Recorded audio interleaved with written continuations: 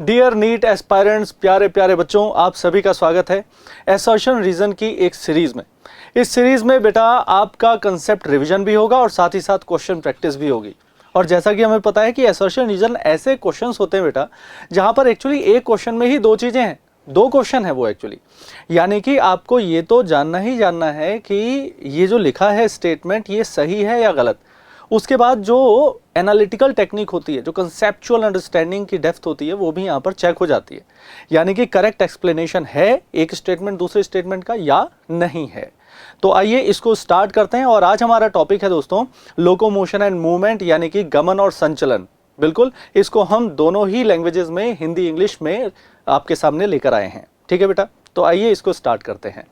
पहला क्वेश्चन है बेटा हमारे पास, असर्शन में बोला गया है कि skeletal muscles are also known as striated muscles. ठीक है, यानी कि हम रेखित पेशियां बोलते हैं कंकाल पेशियों को। ओके, रीजन में कहा गया है skeletal muscles have stripped appearance under electron microscope due to presence of alternate light and dark bands. यानी कि वहां पर जो धारीदार दिखाई देने वाली बात है वो किस पर निर्भर कर रही है, यानी कि हल्के और गहरे बैंडों की उपस्थिति इसका कारण है। ठीक है, तो ये जो असर्शन और रीजन का स्टेटमेंट है वो मैंने पढ़ दिया। अब आप इसका आंसर सोचिए और नीचे कमेंट सेक्शन में लिखिए। और इसी बीच आइए हम लोग देखते हैं कि इसका आंसर क्या होगा। स्केलेटल मसल्स को स्ट्राइटेड मसल्स कहते हैं। हाँ, सही बात है, असर्शन करेक्ट स्टेटमेंट है बेटा। Reason, skeletal muscles have stripped appearance under electron microscope. कारण क्या है? लाइट और डार्क बैंड्स का ऑल्टरनेट अरेंजमेंट। ठीक है ना बेटा, यहां पर इलेक्ट्रॉन माइक्रोस्कोप से देखने पर धारीदार दिखाई देती हैं, है ना। ये धारीदार दिखाई देती हैं, इसीलिए इनको रेखित पेशियां बोलते हैं, है ना। Alternate light and dark bands हैं, इसीलिए इनकी स्ट्रिप्ड या स्ट्राइटेड अपीयरेंस होती है। तो ये बिल्कुल करेक्ट एक्सप्लेनेशन है और इसका आंसर हो जाएगा 1, यानी कि assertion reason both correct and reason is correct explanation of assertion. Fine, आगे बढ़ते हैं दूसरे क्वेश्चन की तरफ।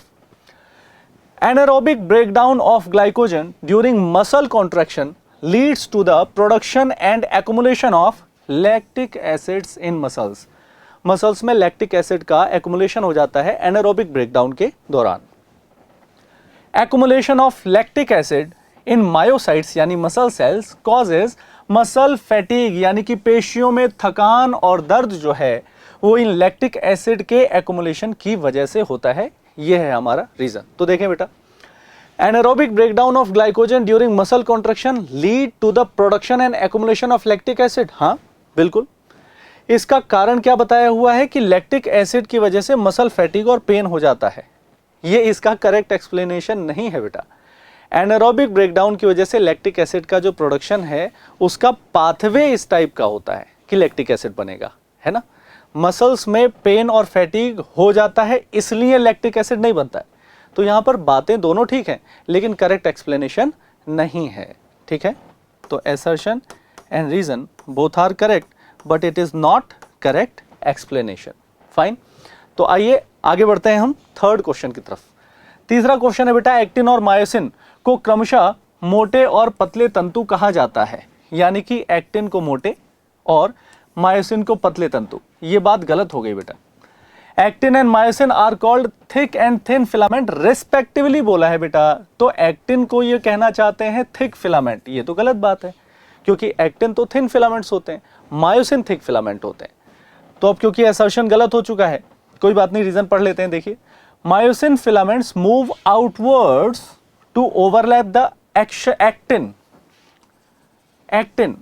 Muscle fibres during contraction. बेटा आउटवर्ड नहीं, जब वहां पर आप याद कीजिए स्लाइडिंग फिलामेंट थ्योरी में जो मायोसिन का हेड है वो एक्टिन पर अटैच होकर उसको इनवर्ड पुल करता है, तो दोनों Z line they come close to each other.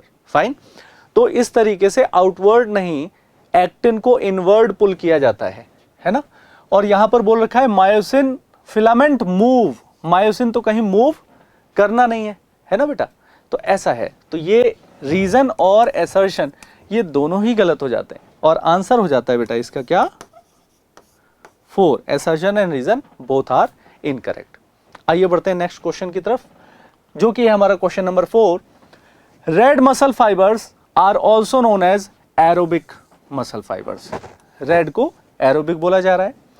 These fibres have plenty of oxygen, बहुत सारा इसके पास ऑक्सीजन रिजर्व होता है, बहुत सारे ऑक्सीजन मॉलिक्यूल्स होते हैं। कहां स्टोर्ड होते हैं? किसमें? मायोग्लोबिन में। तो plenty of oxygen storing myoglobin and high mitochondrial content, mitochondria भी इसके पास काफी है, मायोग्लोबिन भी काफी है, इसलिए ऑक्सीजन काफी है और इसीलिए ये एरोबिक है, ठीक है ना। तो रेड क्या एरोबिक होते हैं? बिल्कुल बेटा, रेड एरोबिक होते हैं। और क्या इसका कारण मायोग्लोबिन है? क्या इसका कारण माइटोकॉन्ड्रिया है? बिल्कुल। तो यहां पर assertion reason both are correct and reason is correct explanation of assertion, इसीलिए ये बेटा एरोबिक मसल फाइबर्स कहलाते हैं, ठीक है। When you will exercise you will not lack the oxygen, है ना, आपके पास ऑक्सीजन जो है वो कम नहीं पड़ेगा। आइए देखते हैं नेक्स्ट क्वेश्चन बेटा। Pectoral and pelvic girdle help to connect limbs to axial skeleton, है ना, हमारे पास जो केंद्रीय अक्ष है एक्सियल लाइन है और इस एक्सियल स्केलेटन पे हमारे पास जो करोटी आता है यानी स्कल आता है, उरोस्थी आता है यानी स्टर्नम आता है, रिब केज आता है, कशेरुकदन यानी वर्टिब्रल कॉलम आता है। तो यहां पर अगर हम देखते हैं तो पेक्टोरल और पेल्विक गर्डल इस पूरे पोर्शन से कनेक्ट करने में हेल्प करते हैं लिम्ब बोन्स को। कहां से कनेक्ट करेंगे? यहां से पेक्टोरल गर्डल से, यहां पर जहां शोल्डर जॉइंट बनेगा, और हिप जॉइंट यानी पेल्विक गर्डल। वो कैसे हो सकता है? अगर ये पता चल जाए तो फिर करेक्ट एक्सप्लेनेशन हो जाएगा। Head of humerus articulate with glenoid cavity, humerus glenoid cavity में फिट होता है, बिल्कुल सही बात है। And head of femur articulate with the obturator foramen बोल दिया बेटा। ऑब्ट्यूरेटर फोरामेन के पास तो फैसेट ही नहीं है, वो तो एक फोरामेन है, ठीक है। फोरामेन में बोन कैसे फिट होगी? वो तो एसिटाबुलम होता है पेल्विक गर्डल में, जहां पर कि हेड ऑफ फीमर अटैच होता है, ठीक है ना। तो ये बिल्कुल सही जा रहे थे लेकिन यहां पर गलत हो गया, तो रीजन गलत हो जाता है बेटा। एसर्शन सही है कि पेक्टोरल और पेल्विक गर्डल की हेल्प से लिम्स एक्सियल स्केलेटन से अटैच होते हैं, लेकिन कैसे अटैच होते हैं वो बोलते बोलते यहां पर केवल 2 वर्ड गलत हो गए, जिसकी वजह से it is neither correct statement and definitely nor explanation. तो एसर्शन यहां पर सही है बेटा, रीजन यहां पर गलत है, तो इसका आंसर हो जाता है 3। फाइन, बढ़ते हैं नेक्स्ट क्वेश्चन की तरफ। Myasthenia gravis is an auto immune disorder, myasthenia gravis auto immune disorder है, बिल्कुल सही बात है। In which skeletal muscles of patient become weak and paralyse, सही बात है बेटा, एसर्शन बिल्कुल सही दे रखा है इन्होंने कि माइस्थीनिया ग्रेविस एक ऑटो इम्यून डिसऑर्डर होता है ना। अब वहां पर ऐसा क्या हो जाता है वो पता चले। In this disorder nerve impulse transmission is impaired at NMJ, motor end plate NMJ neuromuscular junction, due to the absence of gap junction. Gap junction का कोई रोल यहां पर नहीं होगा बेटा, गैप जंक्शंस का कोई रोल यहां पर नहीं होता है। जो मोटर यूनिट होती हैं और वो मसल फाइबर्स पर जहां उनकी एंडिंग होती है, मोटर एंड प्लेट जो होता है, we are having a synaptic cleft type structure there, fine, जहां पर कि तंत्रिका संचारी या न्यूरोट्रांसमीटर्स निकलते हैं बेटा, है ना। और जब तंत्रिका संचारी निकलते हैं तो वहां पर गैप जंक्शंस की तो बात ही नहीं हो सकती है ना। तो एब्सेंस ऑफ गैप जंक्शन इसका कारण नहीं है बेटा, ये इस डिजीज का कारण नहीं है ना। तो इस डिसऑर्डर में एब्सेंस ऑफ गैप जंक्शन की वजह से प्रॉब्लम नहीं होती है ना, जबकि ये कह रहे हैं कि एब्सेंस ऑफ गैप जंक्शन की वजह से ये प्रॉब्लम है, ये गलत है। हालांकि माइस्थीनिया ग्रेविस एक ऑटो इम्यून डिसऑर्डर है जिसमें वीक हो जाती है मसल्स और पैरालिसिस होता है। तो यहां पर एसर्शन ठीक है बेटा, रीजन गलत हो गया और इस वजह से इसका आंसर हो जाता है बेटा 3। ठीक है बच्चों, आगे बढ़ते हैं हम 7वें क्वेश्चन की तरफ। 7वां प्रश्न है हमारे पास कि 11th and 12th pair of ribs, 11वीं और 12वीं जोड़ी जो पसलियां होती हैं वो बाइसिफेलिक या द्विशिरस्थ होती हैं बेटा। अब 11वीं और 12वीं ही नहीं, सारी रिब्स द्विशिरस्थ होती हैं, सभी बाइसिफेलिक होती हैं, सभी का जो पोस्टीरियर अटैचमेंट है, जो डोर्सल अटैचमेंट है, वो 2 होते हैं, तो द्विशिरस्थ होती है, बाइसिफेलिक होती हैं, ये तो बात सही है। ओनली नहीं लिखा गया है यहाँ पर, तो 11th और 12th होती हैं बाइसिफेलिक, ठीक है। And are called floating ribs, हाँ बिल्कुल सही बात है, फ्लोटिंग रिब्स कहते हैं।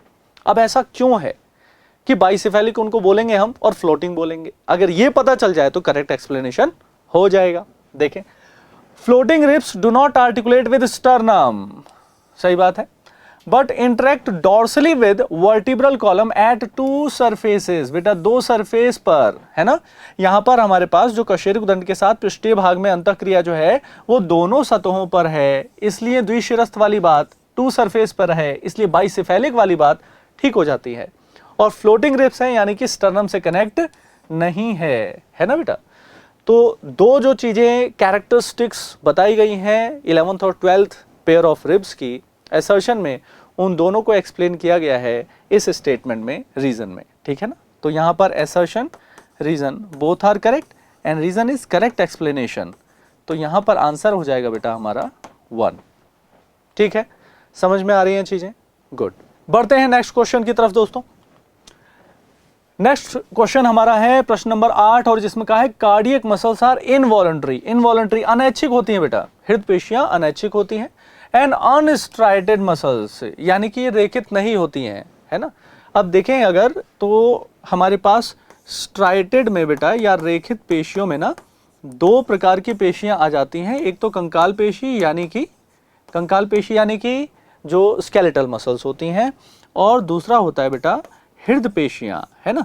तो स्केलेटल मसल्स और जो कार्डियक मसल्स हैं वो तो स्ट्राइटेड होती हैं, तो यहां अनस्ट्राइटेड कह दिया जिसकी वजह से ये गलत हो गया, है ना बेटा। असर्शन हमारा गलत हो जाता है। फिर रीजन पढ़ लेते हैं क्योंकि वैसे तो आंसर 4 की तरफ ही जा रहे हैं, पढ़ लेते हैं एक बार। Somatic neural system exercise voluntary control, हाँ ठीक सही बात है, ऑन दीज मसल्स यानी कार्डियक मसल्स, ये भी बात गलत होगी बेटा। सोमेटिक नर्वस सिस्टम जो है वो नहीं बल्कि ऑटोनॉमिक नर्वस सिस्टम कंट्रोल करता है हार्ट मसल्स को, है ना, इंटरनल ऑर्गन्स को। तो इस तरीके से असर्शन और रीजन दोनों ही गलत हो जाते हैं बेटा, और आंसर हो जाता है हमारा यहां पर 4, ठीक है। Synovial joint plays a significant role in locomotion as they offer maximum mobility, maximum mobility यहां पर होती है, गतिशीलता अधिकतम हो पाती है बेटा साइनोवियल जॉइंट में, है ना। ये साइनोवियल जॉइंट है, बॉल एंड सॉकेट हो गया, ठीक है, साइनोवियल जॉइंट हो गया। तो these joints have fluid filled cavity between articulating surfaces of two bones which allows movement in different axes। बिल्कुल सही बात है, फ्लूइड फिल्ड कंडीशंस यहां पर होती हैं जॉइंट्स में, जिसकी वजह से डिफरेंट एक्सिस में ये मूवमेंट आपको पॉसिबल करवा पाता है, फैसिलिटेट करवा पाता है, और इसीलिए यहां पर मैक्सिमम मोबिलिटी होती है। तो बिल्कुल ठीक बात है, असर्शन ठीक है बेटा, रीजन ठीक है और करेक्ट एक्सप्लेनेशन भी है, तो आंसर हो जाता है बेटा हमारा 1, ओके। नेक्स्ट 10th क्वेश्चन देखते हैं बेटा हम लोग। Auto immune disorder myasthenia gravis, अभी माइस्थीनिया ग्रेविस की बात हो रही थी, ठीक है। तो माइस्थीनिया ग्रेविस क्या होता है ये हम जान चुके हैं, कि रिवाइज कर चुके हैं कि एक ऑटो इम्यून डिसऑर्डर होता है, ठीक है ना। तो auto immune disorder myasthenia gravis है, can be treated by administration of choline esterase inhibitor, है ना। इसका ट्रीटमेंट बताया बेटा यहां पर कि ट्रीट कैसे कर सकते हैं, कोलाइन एस्टरेज इनहिबिटर्स की हेल्प से इसको ट्रीट किया जा सकता है। अब कोलाइन एस्टरेज इनहिबिटर ऐसा क्या कर देंगे कि इसको ट्रीटमेंट में हम इंक्लूड करें और माने, ये अगर पता चल जाए तो आंसर 1 हो जाएगा, ठीक है। देखते हैं, रीजन में दिया है बेटा कि antibodies are produced by the patient against self acetylcholine receptors, उसके जो पेशेंट के खुद के एसिटाइल कोलाइन रिसेप्टर्स होते हैं उनके अगेंस्ट पेशेंट एंटीबॉडी बनाता है। तो अगर अपने ही रिसेप्टर के अगेंस्ट एंटीबॉडी बन जाएगी तो रिसेप्टर ऑक्यूपाई हो जाएंगे, रिसेप्टर ऑक्यूपाई अगर हो गए तो जाहिर सी बात है जो वॉलंटरी कमांड से एसिटाइल कोलाइन निकलेगा उसके पास जगह ही नहीं होगी, है ना। तो ये डिजीज को तो एक्सप्लेन कर रहा है दोस्तों, लेकिन असर्शन को एक्सप्लेन नहीं कर रहा है। Why choline esterase inhibitor is its treatment, है ना। इसका जो उपचार है, इसका जो निदान है वो कोलाइन एस्टरेज संदमक कैसे हो सकते हैं ये बात नहीं बताई जा रही है, ये जो रोग है उसकी व्याख्या की जा रही है ना, रोग में क्या होता है, ठीक है। तो यहां पर असर्शन और रीजन अभिकथन कारण ये दोनों हैं तो सही, लेकिन ये सही व्याख्या नहीं है बेटा, है ना। तो इसका आंसर हो जाता है 2। आगे बढ़ते हैं 11th क्वेश्चन की तरफ। The number of cervical vertebrae is 7 in all mammals including human being। अब यहां पर एकदम से स्ट्राइक करना चाहिए कि ऑल मैमल विदाउट एक्सेप्शन हो गया, all mammal including human being हो गया, है ना। तो मैमल्स इंक्लूडिंग ह्यूमन बीइंग तो ठीक है, लेकिन ऑल मैमल्स बोल दिया और विदाउट एक्सेप्शन वाली बात यहां पर आ रही है ना, कोई एक्सेप्शन नहीं बोला है इन्होंने, तो ऑल की वजह से ये हो जाता है गलत, है ना, क्योंकि हमें पता है कि स्लॉथ और मैनाटीज जो होते हैं, सी काउ जो होते हैं बेटा, वो एक्सेप्शन है, वहां पर जो वर्टिब्री हैं उनके नंबर कम ज्यादा होते हैं, है ना। The first cervical vertebra called axis, ये भी गलत हो गया बेटा। अब जैसे देखिए, अगर आप एनसीईआरटी को पढ़ते हो ना, एनसीईआरटी आपने मतलब आपको मान लीजिए नहीं पता एक्सेप्शंस के बारे में, उतना नहीं जान पाए आप, नहीं पढ़ा, नहीं याद रहा, कम से कम आपको अगर एनसीईआरटी ही याद रहती है तो जैसे ही आप स्टेटमेंट पढ़ते हो, आप जहां कहीं भी गड़बड़ होता है ना, वहां पर आप रुकते हो कि अरे यार ये कुछ गलत लिखा है।